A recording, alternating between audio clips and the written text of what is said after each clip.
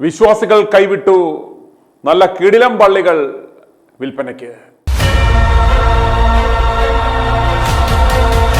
ഇക്കഴിഞ്ഞ ക്രിസ്മസ് ദിനത്തിൽ ജർമ്മനിയിലെ ഡച്ച് അതിർത്തിക്കടുത്തുള്ള ബാഡ്ബൻ തൈമിലെ ജില്ലയായ ഗിൽഡെ ഹൗസിലെ സെയിന്റ് ആൻസ് കത്തോലിക്ക പള്ളിയിൽ പതിവില്ലാത്ത വിധം വിശ്വാസികളെ കൊണ്ട് നിറഞ്ഞിരുന്നു. അന്ന് അവിടെ കൂടി വന്ന വിശ്വാസികളുടെ മുഖത്ത് സമ്മിശ്ര വികാരങ്ങൾ കളിയാടുന്നത് നമുക്ക് കാണുവാൻ സാധിക്കുമായിരുന്നു. ചിലരുടെ മുഖത്ത് ആശ്വാസം, ചിലരുടെ മുഖത്ത് വളരെയേറെ സങ്കടം, ചിലരാകട്ടെ യാതൊരു വികാരവുമില്ലാതെ ആ അവസാന ആരാധനയിൽ ആദ്യോടന്തം പങ്കുകൊണ്ടു. ഒരു പള്ളി എന്ന നിലയിൽ അവിടെ നടക്കുന്ന അവസാനത്തെ കുർബാനയായിരുന്നു അത്. അടുത്ത ദിവസം മുതൽ പതിറ്റാണ്ടുകളായി പാതിരിമാർ കുർബാന നടത്തിക്കൊണ്ടിരുന്ന ആ പള്ളി കച്ചവടമാകുകയാണ്.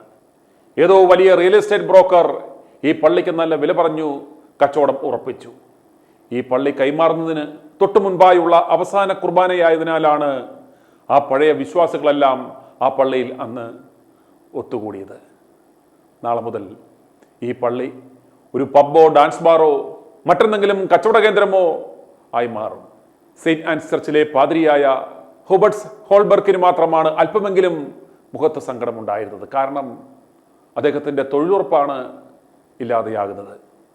വിശ്വാസികളെ സംബന്ധിച്ചിടത്തോളം ഈ വലിയ കെട്ടിടം മെയിൻറ്റെയിൻ ചെയ്യുന്നതും സഭയെയും ഈ പാതിരിമാരെയും തീറ്റിപ്പോറ്റുന്നതും അവർക്ക് താങ്ങാവുന്നതിൽ അധികം ആയിരുന്നു. അതിലെല്ലാം ഉപരി ഈ കൂറ്റൻ കരിങ്കൽ കെട്ടിടങ്ങളിൽ ദൈവമില്ല എന്ന് അവർ തിരിച്ചറിഞ്ഞതോടെ അവർ പള്ളികൾ പാടെ ഉപേക്ഷിച്ചു. ആരും ഈ കരിങ്കൽ കെട്ടിടങ്ങളിൽ ആരാധനയ്ക്ക് എത്താതായതോടെയാണ് സഭയ്ക്ക് വലിയ ബാധ്യതയായി മാറിയതും അവസാനം അവർ ഈ പള്ളിക്കെട്ടിടങ്ങൾ വിൽക്കുവാൻ ആരംഭിച്ചതും. ഇതുപോലെയുള്ള ആയിരക്കണക്കിന് പള്ളികൾ നമുക്ക് ജർമ്മനിയിൽ കാണുവാൻ സാധിക്കും. മറ്റ് യൂറോപ്യൻ രാജ്യങ്ങളിൽ വിശ്വാസികൾ കൈവിട്ടതുകൊണ്ട് പള്ളിക്കച്ചവടം ആരംഭിച്ചിട്ട് നാളുകൾ ഏറെയായി. ഇത്തരം പള്ളികളെ ഡീകോൺസ്ട്രക്കേറ്റഡ് ചർച്ചസ് എന്നാണ് പറയുന്നത്. വിശുദ്ധം എന്നിവർ കരുതിയിരുന്ന പള്ളിയിലെ അൾത്താരയിൽ സൂക്ഷിച്ചിട്ടുള്ള പഴയ ചത്തുപോയ വിശുദ്ധന്മാരുടെ അവശിഷ്ടങ്ങൾ അവർ ആ അറ കുത്തിപ്പൊളിച്ച് ഒരു കലത്തിലാക്കി തുണിയിൽ കെട്ടി പൊതിഞ്ഞു കെട്ടി അടുത്ത കാലത്തൊന്നും വിൽക്കുവാൻ പൊളിക്കുവാൻ സാധ്യതയില്ലാത്ത മറ്റൊരു പള്ളിയിലേക്ക് മാറ്റുന്നു. സെയിന്റ് ആൻസ് പള്ളിയിൽ സ്ഥാപിച്ചിരുന്ന ഏതോ ഒരു വിശുദ്ധന്റെ അടിവസ്ത്രവും ചുളുങ്ങിയ തൊലികളും കുറെ അസ്ഥികഷ്ണങ്ങളും വാരി പൊതിഞ്ഞു കെട്ടി കൊണ്ടുപോകുന്നത് ജനങ്ങൾ നിർനിമേഷരായി നോക്കി നിന്നു. ഇതാണല്ലോ ഞങ്ങൾ ഇത്രയും കാലം തൊഴുത് വന്നിച്ചത് എന്നോർത്ത്.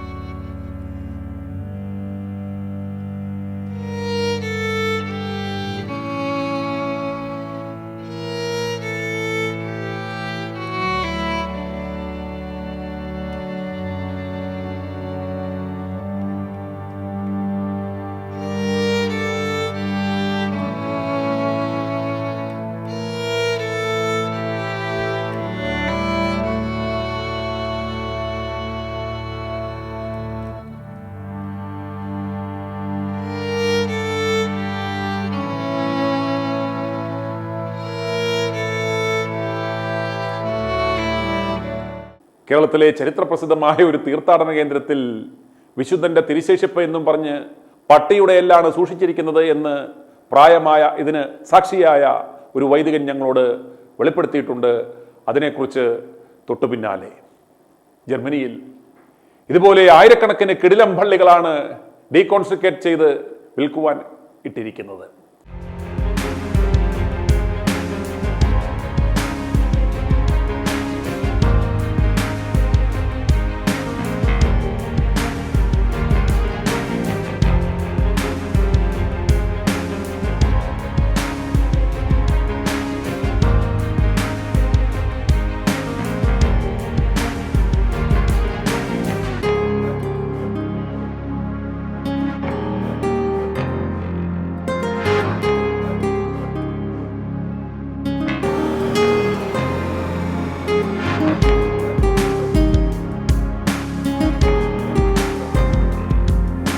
ചരിത്രപ്രസിദ്ധമായ പടുകൂറ്റൻ പള്ളിക്കെട്ടിടങ്ങൾ പൊളിച്ചു നീക്കുവാൻ ചെലവ് വളരെ വലുതാണ്.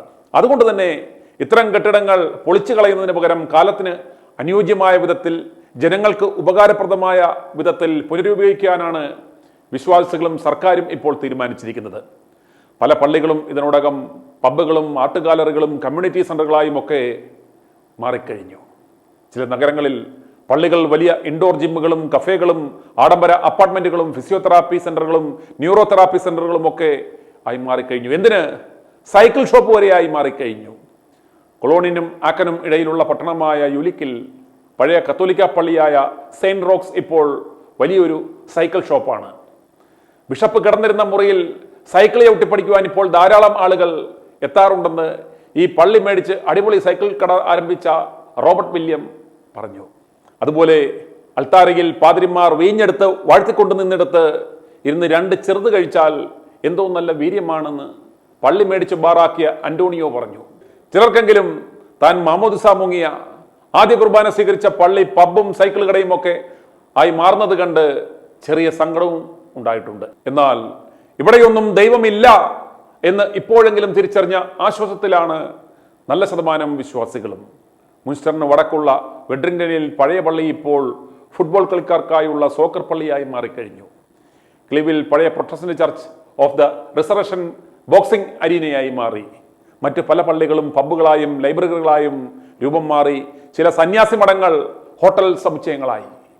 ഡെസൽഡോഫിലെ ഒരു ഹോട്ടൽ പണ്ട് കന്യാസ്ത്രീ മഠമായിരുന്ന കാലത്തെ ഓർമ്മ നിലനിർത്തുവാൻ മുട്ടർ ഹൗസ് അഥവാ മദർ ഹൗസ് എന്ന പേരിൽ തന്നെ ഇപ്പോൾ പ്രവർത്തിക്കുന്നുണ്ട്. അതുപോലെ വളരെ വിശാലമായ ബിഷപ്പ് ഹൗസ് വാങ്ങി വിത്തുകാള വളർത്തൽ കേന്ദ്രമാക്കാനും ഇറ്റലിയിൽ നിന്നുള്ള ഒരു സംഘം ജർമ്മനിയിൽ എത്തിച്ചേർന്നിട്ടുണ്ട്.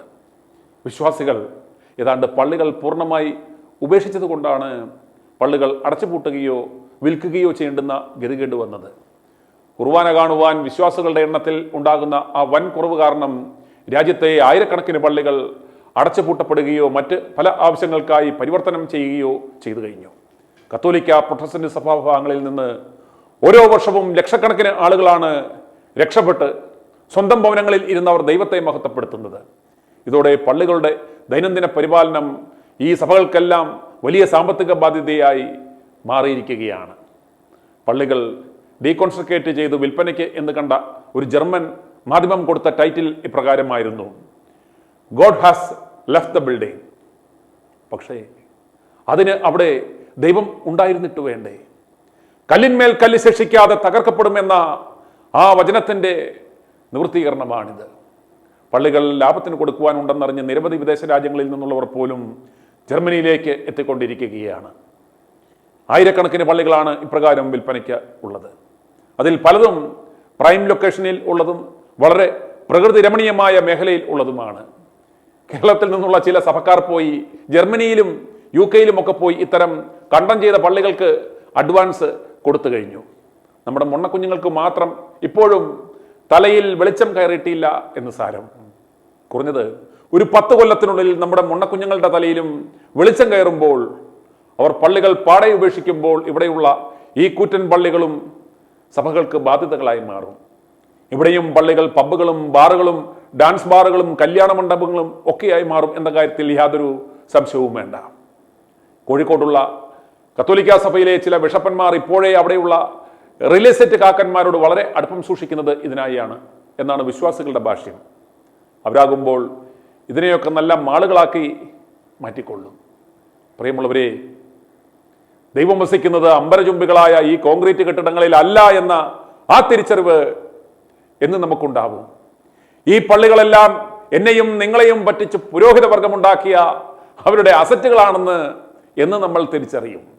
പള്ളികൾ പിടിച്ചുപറിച്ചു നടക്കുന്ന സഭയ്ക്ക് ഇത് നാളെ ബാധ്യതയായി മാറുമ്പോൾ, പള്ളികൾ പിടിച്ചുപറിക്കുവാൻ നടത്തിയ ആ നിയമ പോരാട്ടങ്ങളും മുടക്കിയ കോടികളും തെരുവ് യുദ്ധങ്ങളും എന്തിനു വേണ്ടിയായിരുന്നു എന്ന് നിങ്ങളുടെ വരും തലമുറ ചോദിക്കുന്ന ആ നാളുകൾ വരാൻ പോകുന്നു. എൻ്റെ ആലയം എൻ്റെ ഭവനമെന്ന് നമുക്ക് എന്ന് പറയുവാൻ പറ്റും. വിശ്വാസികളുടെ പരമാധികാരം സഭകൾക്കല്ല, രക്ഷകനായ ക്രിസ്തുവിന് മാത്രമാണെന്ന് എന്ന് നമുക്ക് ഈ പൈശാചിക സഭകളോട് വിളിച്ചു പറയുവാൻ സാധിക്കും. സഭകൾക്കും ഇതേ വിശ്വാസികളുടെ സ്വാതന്ത്ര്യം യാഥാർത്ഥ്യമാകുന്ന ആ അസുലഭവേള ഇതാ സമാഗതമാകുന്നു. ഇനി ഏതാനും നാളുകൾ മാത്രം. i2i News, an eye for truth. i2i news subscribe ചെയ്തിട്ടില്ലാത്തവർ ഇപ്പോൾ തന്നെ സബ്സ്ക്രൈബ് ചെയ്യുക. നോട്ടിഫിക്കേഷൻ ലഭിക്കുവാൻ ബെൽ ബട്ടണും അമർത്തുക.